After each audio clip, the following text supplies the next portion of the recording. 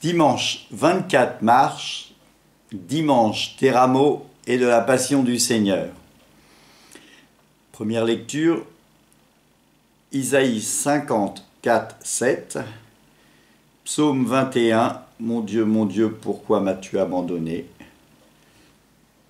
Deuxième lettre aux Philippiens, chapitre 2, versets 6 à 11. Et comme récit de la Passion, il nous est proposé Marc 14, 1 à 15, 47. Je vais vous lire l'entrée triomphante du Seigneur à Jérusalem. Évangile de Jésus-Christ selon saint Marc, chapitre 11, versets 1 à 10. Lorsqu'il approchait de Jérusalem vers Bethphagée de Béthanie, près du mont des Oliviers, Jésus envoie deux de ses disciples leur dire « Allez au village qui est en face de vous. Dès que vous y entrerez, vous trouverez un petit âne attaché sur lequel personne ne s'est encore assis. Détachez-le, amenez-le, et si l'on vous dit « Que faites-vous là ?» répondez « Le Seigneur en a besoin, mais si vous le renverrez aussitôt. » Ils partirent, trouvèrent le petit âne attaché près de la porte, dehors dans la rue, ils le détachèrent. Des gens qui se trouvaient là leur demandaient « Qu'avez-vous à détacher cet ânon ?» Ils répondirent que le Seigneur leur a dit, et on les laissa faire.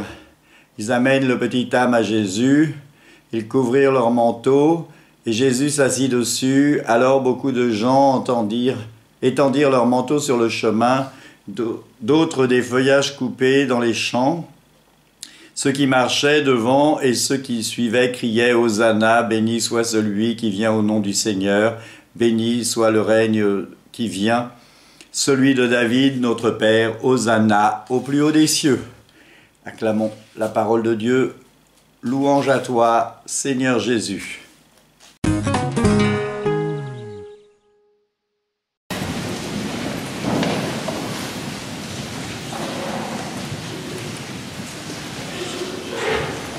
Je suis très Marie pour ceux qui ne peuvent pas s'asseoir et je compatis. Néanmoins, lorsque je viens de lire la Passion, je me dis, je peux rester 1 heure debout. Le Christ a bien subi, lui, sa passion. Mes frères, cette messe est particulière. Nous sommes dans un moment particulier de la vie du Christ. Le Christ, eh bien, nous l'avons acclamé dehors, avec les rameaux. Hosanna au plus haut des cieux. Le Christ, nous avons tendu nos vêtements pour qu'il puisse avancer. Il est monté sur un ânon et il vient entrer dans Jérusalem pour offrir au monde sa personne. Et dans le même temps, dans la même célébration, nous avons entendu crier « Crucifie-le, crucifie-le ». C'est un paradoxe. Celui qu'on adulait, on veut qu'il meure. Celui qu'on a mis au sommet de notre gloire, on veut qu'il meure. Pierre l'a renié.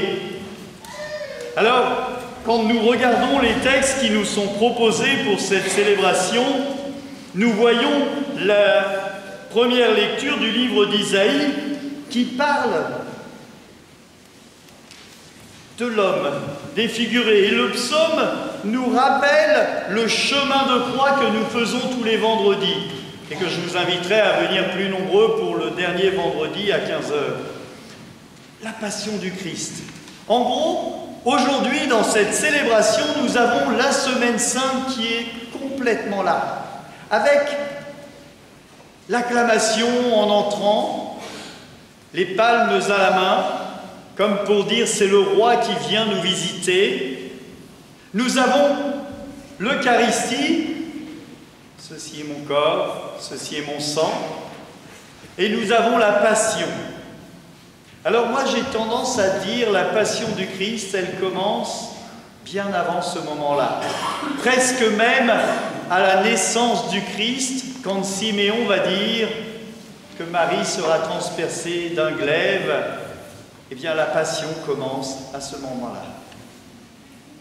Et nous avons cet hymne aux Philippiens, un hymne liturgique qui nous fait comprendre quelle est la place du Christ. Quelle est la place de Dieu? Parce que le Christ est vrai homme et vrai Dieu. Pour ceux qui avaient une hésitation, eh bien il faut lire cet hymne. Le Christ, ayant condition de Dieu, ne retint pas jalousement le rang qui l'égalait à lui, mais il s'est abaissé, devenant serviteur jusqu'à la croix, obéissant jusqu'à la mort de la croix. C'est pourquoi Dieu l'a exalté, il l'a doté du nom qui est au-dessus de tout nom. Le nom, c'est le nom de Dieu. Le Christ est Dieu. Il est la deuxième personne de la Trinité. Nous croyons en un Dieu Père, en un Dieu Fils et en un Dieu Saint-Esprit. C'est cela, c'est notre Trinité. Et cet hymne est bienvenu juste avant la lecture de la Passion. Cette intensité dans la lecture de la Passion nous fait vivre les derniers moments du Christ. Il a donné sa vie pour la gloire de Dieu et le salut du monde. La deuxième personne de la Trinité s'est fait homme en Marie par l'action de l'Esprit Saint. Il a pris toutes notre condition humaine, comme chacun d'entre nous, en toutes choses, excepté le péché. Et par le don de sa vie sur la croix, et surtout par sa résurrection, il a vaincu la mort. Afin que, en allant aux enfers, il annonce à tous ceux qui vont mourir avant lui, qui sont morts avant lui et qui vont mourir après lui sans le connaître, vont pouvoir avoir accès, par amour, au paradis, à la béatitude céleste. Et nous aussi, nous avons cette espérance d'entrer auprès du Père dans la béatitude céleste. Nous avons l'espérance que parce que le Christ est monté sur la croix, qu'il est ressuscité, notre vie a un sens et ne s'arrête pas au dernier souffle de l'homme. C'est pour ça que la vie doit être vécue en plénitude et ne doit pas être abrégée. C'est pour ça que tout enfant à naître a le droit de naître. Parce que Dieu nous aime. Dès le ventre de ta mère, tu as du prix à mes yeux et je t'aime, dit Dieu au livre d'Isaïe et de Jérémie. Cette messe est particulière, je l'ai dit. Hosanna, crucifie-le. À chaque fois que nous sommes à l'image du Christ, à chaque fois que dans ma vie, je me mets mes pas dans les pas du Christ et que je fais le commandement que le Christ me donne, tu aimeras le Seigneur ton Dieu de tout ton cœur, de toute ton âme, de tout ton esprit, et tu aimeras ton prochain comme toi-même, je crie Hosanna au plus haut des cieux. À chaque fois que je m'éloigne de Dieu, que je pêche, que je n'aime pas mon frère, que je refuse le pardon, que je refuse de pardonner, que je suis médisant envers quelqu'un, je crie « Crucifie-le ». Nous avons la grâce, et je dis bien la grâce dans l'Église catholique du sacrement de réconciliation. À l'approche de Pâques, je vous invite tous fortement à venir voir un prêtre. Il y aura des plages horaires toute la semaine, parce que vous comme moi, on crie « Crucifie-le ». Parce que vous comme moi, on oublie de crier « Hosanna au plus haut des cieux ». Alors, il nous faut, pour pouvoir vivre cette semaine sainte et ce temps Triduum pascal, eh bien, purifier notre cœur pour entrer dans une dynamique d'amour. Non pas pour se flageller.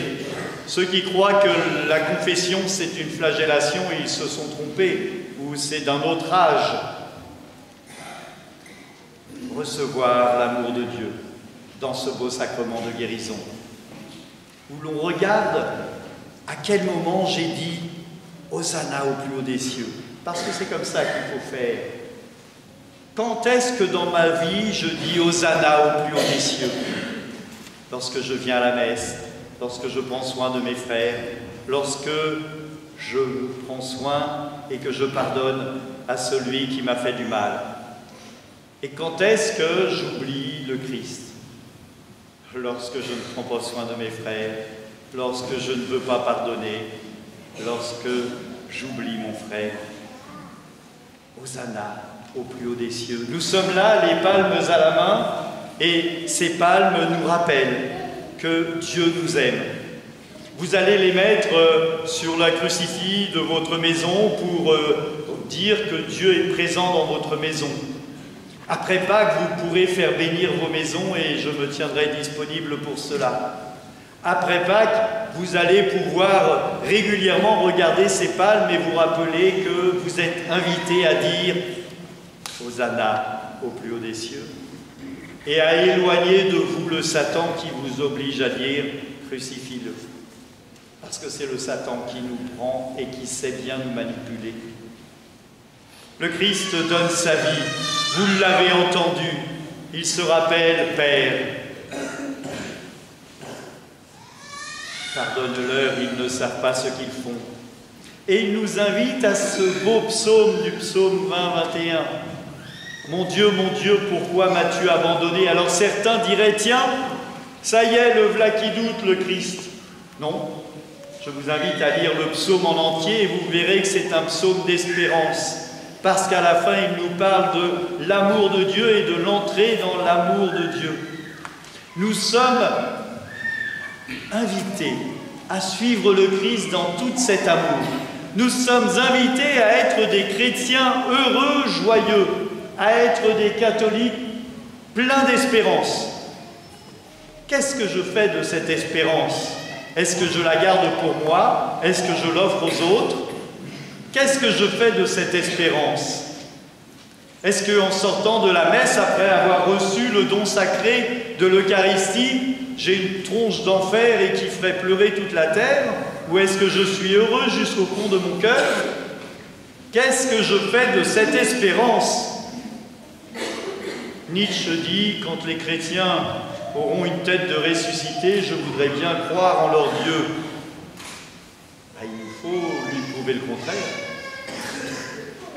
On a la grâce dans cette communauté d'avoir 10 adultes qui vont être baptisés à Pâques, 15 grands jeunes du catéchisme qui vont être baptisés dans l'octave pascale, 13 jeunes de l'école catholique qui vont être baptisés au mois de mai, 19 adultes qui vont être confirmés à Pentecôte, et nous aurions des têtes déterrées.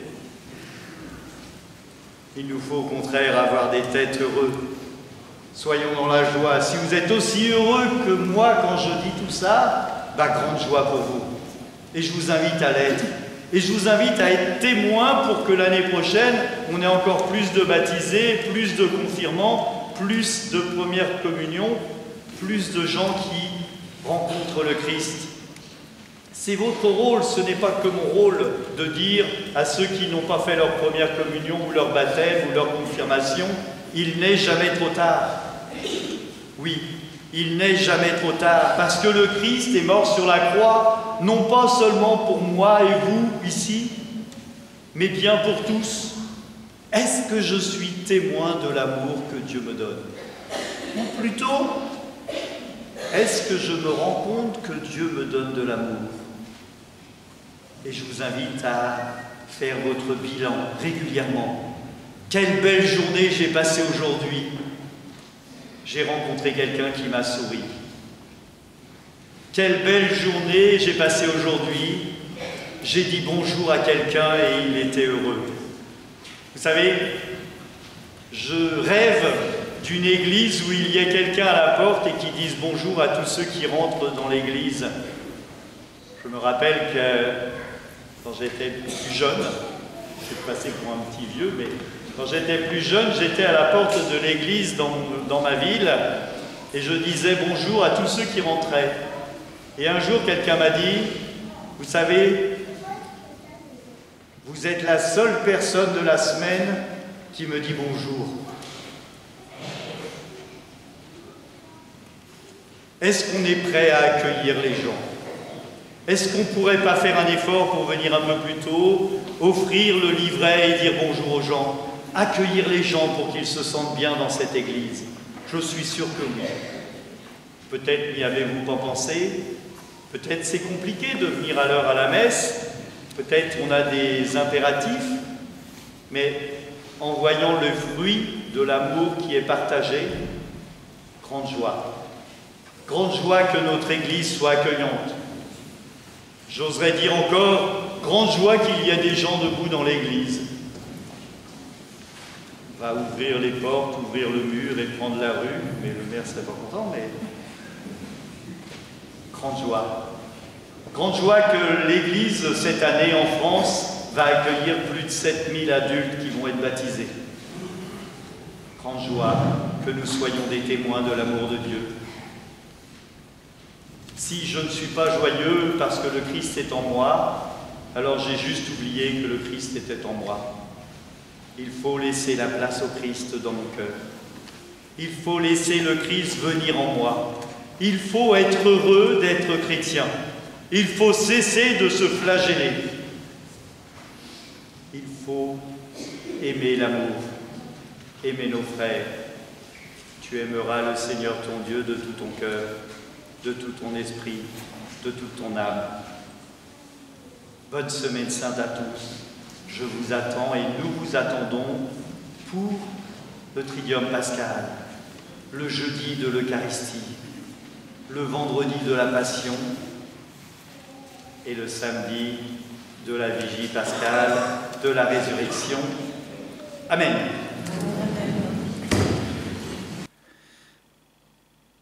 Rassasiés par ce don sacré, nous t'en supplions humblement, Seigneur.